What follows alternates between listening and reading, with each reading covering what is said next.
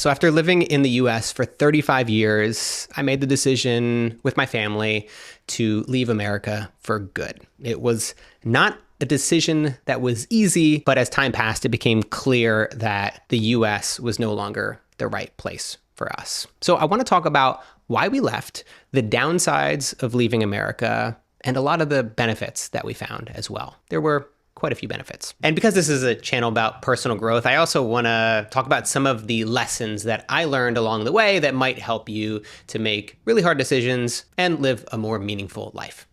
My wife, Nat, and I met in New York over 10 years ago. She was on a one-year tourist visa from Australia, looking for a good time, and I was on all the dating apps looking for love. I don't think that we realized the implications of falling in love with someone who was born 10,000 miles away from you at the time, or how difficult of a life that would be, especially once you have kids. But at the time, we could give a shit less. So as things started to get more serious, we had to talk about where we wanted to settle down, where we wanted to start our family. New York definitely wasn't it. So we tried California and later Pennsylvania, but no matter where we lived, we couldn't find a place that felt like home. And after giving this a lot of thought, I think it really came down to having a lack of community. So I've got a big family. I've got 6 brothers and sisters, and we all spread out across the East Coast. Some of us even moved across the country. My friends from school followed a similar pattern. A couple of them still live in my hometown, but the vast majority of them moved more than 2 hours away. Everyone just became so spread out. And I think this is a universal experience for people who grew up in small towns in the US. Most people go off to college and find opportunities in bigger cities, and they rarely ever return. While there are real benefits to being within a few hours from your family and friends, I don't think that's the same thing as having a community.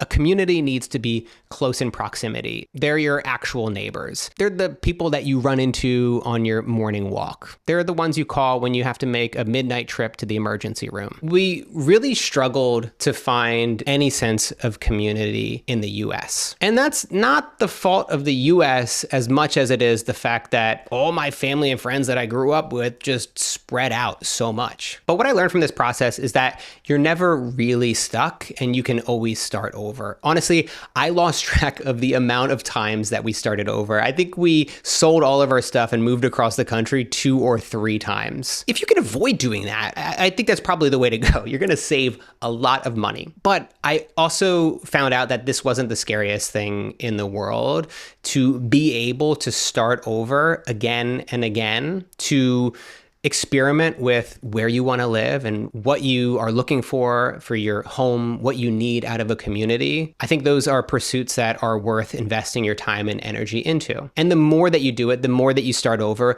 the more you begin to build up resilience and realize that you actually can begin again in a new place. And I think that's one of the reasons that made it so easy for us during the pandemic to spend a significant amount of time in Australia. So I visited Sydney for the first time over 10 years ago. This was very early into my relationship with Nat, and I immediately fell in love with the city. I mean, sure, there were some challenges in adjusting to the new culture. I mean, for one, everything was upside down. The toilet flushes the other way, but wow. Was this country beautiful? I mean, the hiking trails, the tiny beaches scattered all across the coast. The people were so friendly, and God damn it, their accents are adorable. At the time, though, I never really considered it a real possibility for our future. Nat and I kind of had this unspoken agreement that since we met in the US, we would always live in the US.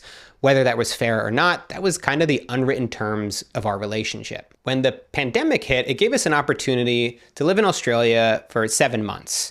And for the first time, I really got to live there. I wasn't just visiting as a tourist. It gave me a taste of what life might be like if we stayed. And honestly, it was pretty great. I got a gym membership. I learned how to drive on the other side of the road. I learned that a flat white isn't a boring white person, which is a common mistake. So outside of the nature and the friendly people, I also found a country that was safe and looked after each other. Australia's public healthcare system has been amazing. Nat has been in and out of the hospital over the past few years, from giving birth to our son, to losing our daughter, and to having an emergency appendectomy. And we haven't had to pay a single dollar out of pocket. We've never had to stress about insurance companies and whether or not we would be paying tens of thousands of dollars or even going into debt for having life-saving procedures. Yeah, we pay a little bit more in taxes, but I'd so much rather pay into a system that ensures everyone gets access to healthcare without dealing with shady and predatory insurance companies. Universal healthcare should be a thing in the US. Like, the fact that the healthcare system and insurance care system is so backwards in the US is a huge problem. And obviously both sides of the aisle are trying to fix it. One thing that you might not agree with me on is the fact that it's really nice to live in a country with practically no guns. I've lived on blocks in Philly where people got killed in shootings. I've been to parties where people pulled guns out. I went to schools where bomb threats put everyone on lockdown for hours. I even had a friend who was on campus during a school shooting. I always have my guard up in the US when I'm going to concerts, movie theaters, bars, anywhere out in public. I'm always looking for the exits. And when I speak with my family and friends, I know that this is a very common mindset. I never realized how unnormal this was in the rest of the world until I moved to Australia. There's this very real sense of relief when you get off the plane where you're like, oh, I can let my guard down. I don't have to worry about somebody shooting me in the face. Say what you want, but that's a pretty good feeling. How fucking insane is that? There's other good things about Australia. We have abortion rights, which is pretty cool. Life in Australia might not be perfect. And like, part of me is just constantly waiting for the pin to drop. I'm like, when are you guys gonna just tell me this is a big practical joke and places can't get this good? Because honestly, Australia is pretty great. Another self-development lesson that I got from this period of my life was to allow myself to continue to question long-held assumptions. I think we tend to think that our life moves in a straight line and you have to check off all the boxes. You grow up, graduate school, pick a career, settle into a city, get married, have kids, blah, blah, blah.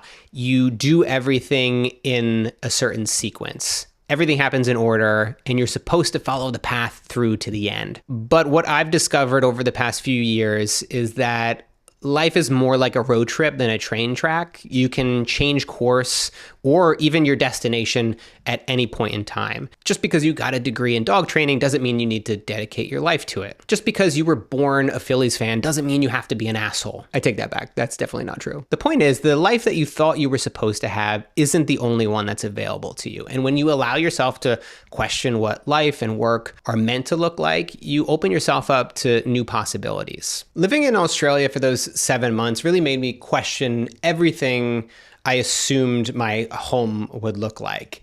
When we looked around at our life, one thing was clear. We had found something that we could never find in the US, a community. And this wasn't because you can't find communities in the US. They're all over the place. And you can even build communities for yourself. It was just that we had everything set up so perfectly for us here in Sydney that we didn't have to work as hard for it. Our friends were starting their families, they were having their first kids, buying their first houses, and then Nat got pregnant with our son, and we had to make a decision. This is gonna sound absolutely ridiculous and idealistic, but in the beginning, we wanted to try to live between the US and Australia. We thought we would travel back and forth every 6 months because we just didn't want to make a decision. We wanted everybody to be happy. We wanted my family to be happy, Nat's family to be happy. We wanted to be happy. We didn't want to make a decision, so we decided to do both. But when we started looking into the realities of having a baby, getting them into a good daycare, looking at the amount of stuff that kids need and the cost of living in two places at the same time, it just wasn't realistic. Like, it's true that there are a lot of people that live very unconventional lives. They have a family of 5 living on a boat or in an RV or fucking in a tent somewhere in the middle of the woods. So it's like, obviously there are people that can do it, but this just wasn't the life that we wanted to build for ourselves or for our son. And so we had to make a decision. I have to give Nat so much credit because never once did she pressure me to move to Australia? She never even brought it up. It was me who eventually came around to the idea and said something like, it'd be pretty great to live here. With Sydney, we had a community, a beautiful city, and if I'm being honest, a country that didn't feel like it was tearing itself apart. So we made a decision to move here full time. And this decision felt equally easy and impossible. It was easy because of everything that I've already shared with you. Australia is an amazing place to live. It was impossible because we'd be 10,000 miles away from my family. There are moments that we will miss. There are moments that my family will miss. Holidays, birthdays, milestones. It's in these moments when the distance really hits home. But this was kind of the life that we signed up for, whether we realized it or not. And listen, this life is hard and it is challenging, but it's not one that I would trade for anything. Okay, one final piece of advice that relates to personal growth. I don't want to sound like an asshole, although if you made it this far, I don't think this is going to upset you, but it's not your job to make everyone happy. When you make big life decisions, some people won't understand. They might question your choices, disagree with them. They might even feel hurt by them. And that's tough, especially when it's people that you care about. Your parents might not like the degree you chose or the fact that you decided to become a YouTuber. Oh, you gonna be a big man now. You gonna be a YouTuber, huh? You gonna be a YouTuber, son? My dad doesn't even sound like that. I don't even know where that came from. At the end of the day, other people's opinions about your life shouldn't define it. This doesn't mean that you should ignore people or not care about their feelings. It just means that you don't have to carry the weight of their expectations. You can acknowledge their concerns and appreciate their perspective and still choose what's right for you. And what I've found is that when you stop trying to make everyone else happy and you just focus on building a life that you love, people who care about you will come around. That's pretty much it. If you clicked on this video because you're in some weird kind of political algorithm, welcome to my channel. I talk about self-development and personal growth. If that's something that you're interested in, if you want to learn more about how to build a meaningful life, then click subscribe. You can also get my newsletter by going to mattdvella.com/newsletter. Thanks for being here, and I'll see you soon.